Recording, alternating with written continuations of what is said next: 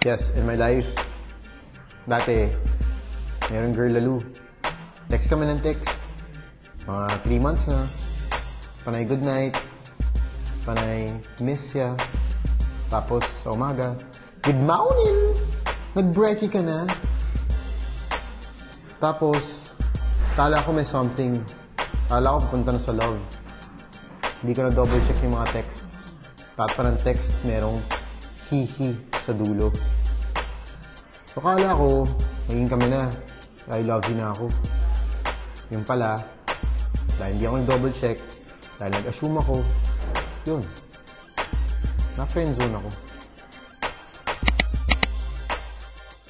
Guys, it's very important to verify the information you see on Facebook.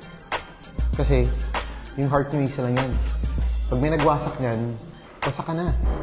Pag kinilig ka for the wrong reasons, nakaka-affect ng pag-aaral, nakaka-affect ng trabaho, hindi ka makaka-focus. Kaya importante, learn to control your kilig before your kilig controls you. Napaka-importante yan. Tandaan nyo yan. Double check the information. Pag may hihi yan, baka hindi seryoso sa'yo yan. Niloko ka lang. Nilalandi ka lang for fun. Guys, I'm Sam YG. And I double check. Huwag kayo papayag na ma-friendzone kayo.